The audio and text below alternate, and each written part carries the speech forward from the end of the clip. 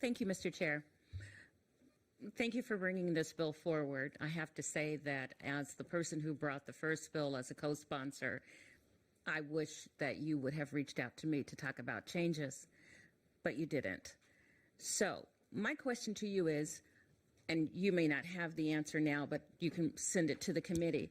You have a lot of correlations, but you don't have evidence of causation when it comes to the increase in criminal activity in vehicle pursuits. So I'd actually like to have some evidence of that, as opposed to the fact that, as we know in South Carolina, they have vehicle pursuits and their crime is up as well.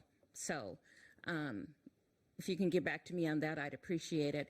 And then I'd just like to know the evidence that we have of less vehicle accidents between law enforcement and the general public. What do you have to say about that now that we have these new rules about pursuit? Well, I'd like to thank you for being open to conversation.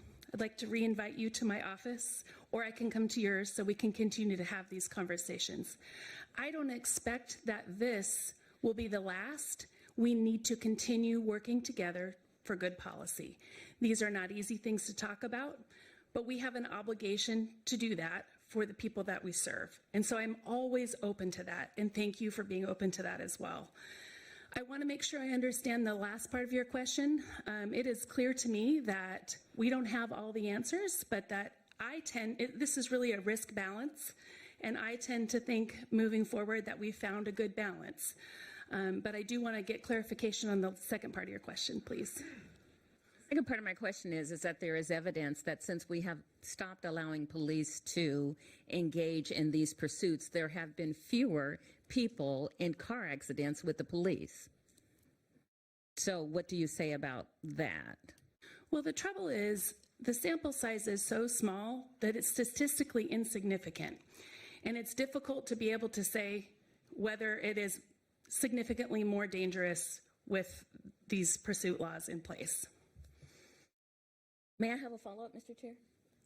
Yes. Thank you. So if the sample size is small,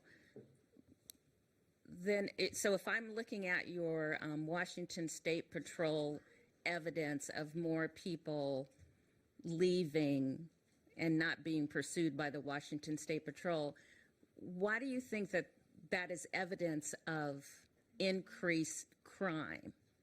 Running from the police, why is that evidence of increased crime? I will admit to you that crime is up. People are poor, they don't have money, they don't have jobs. COVID has impacted a lot of people.